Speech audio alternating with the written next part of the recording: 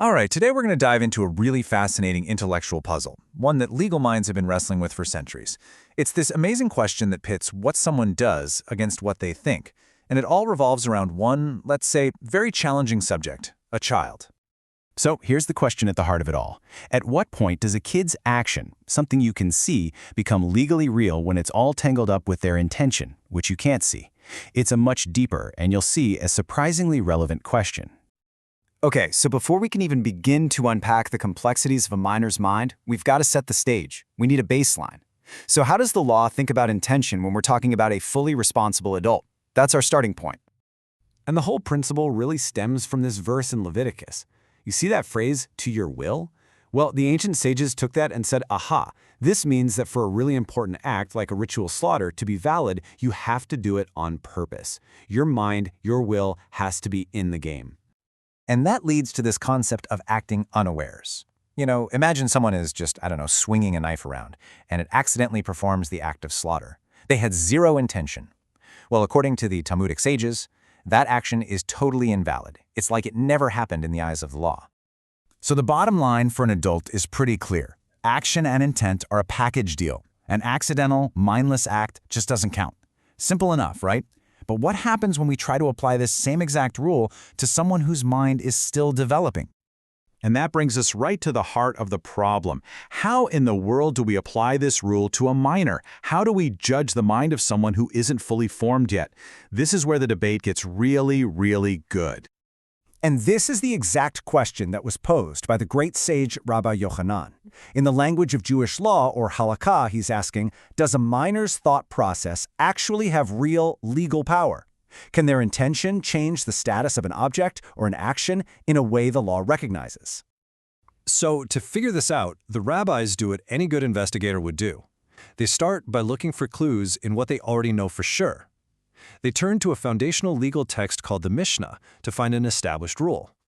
And what they find is this beautifully clean distinction. It turns out a minor's physical actions, the things they actually do in the world, yep, those are legally effective. But their pure internal thoughts, just what's going on inside their head, those have no legal weight at all. Now, I know that sounds a little abstract, so let's make it super concrete. And we're going to do it with a really simple, almost funny example from the Mishnah, the case of the hollowed-out acorn. Here's how it goes. A bunch of kids are playing, and they hollow out an acorn to measure dirt with it. That physical action of hollowing it out turns the acorn into a functional vessel. It's like a tiny cup now. And because it's now a vessel, it gets a whole new legal status. It can become ritually impure. So the key takeaway? Their action had a real, tangible, legal consequence. Okay, so action counts, thought doesn't. Simple, right? Case closed? Oh, not even close. This is where Rabbi Yoḥanan throws in the twist. He's not interested in pure action or pure thought. He wants to know about that messy, complicated gray area right in the middle. Here it is. This is the real question. What happens when a minor's actions seem to just scream their intention? When their physical deed gives you a perfect, clear window into their mind? Does that action somehow give legal power to the thought that was driving it? So let's look at the first case the Talmud analyzes. A burnt offering, by law, has to be slaughtered in the north part of the temple courtyard. So a minor takes the animal from the south, the wrong area, moves it over to the correct northern area, and then slaughters it. That seems pretty intentional, right? But hang on, here's the problem. You can see this in two totally different ways.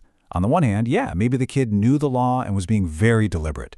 But on the other hand, maybe the north side was just less crowded. Maybe it had better footing. It could have been a complete coincidence. The action itself isn't 100% proof of their thought. So that case is kind of a dead end. It's too ambiguous. But the next case study, this one involving produce on a roof, this is the one that gives us the breakthrough. This is where Rabbi Yoḥanan really shows us his key insight. And here it is. This is the aha moment. If a minor just puts some produce on the roof and it happens to get wet from the dew, that doesn't count as being intentional. It's just chance. But, and this is the absolute key, if the minor actively turns the produce over to get the other side wet, well, that action is so specific, so deliberate, it just can't be a coincidence. The intent is now totally undeniable. And Rabbi Yoḥanan says that is legally effective. So we figured it out. A super specific action can make a minor's intent count. But this leads to one final crucial question, and it's all about legal authority.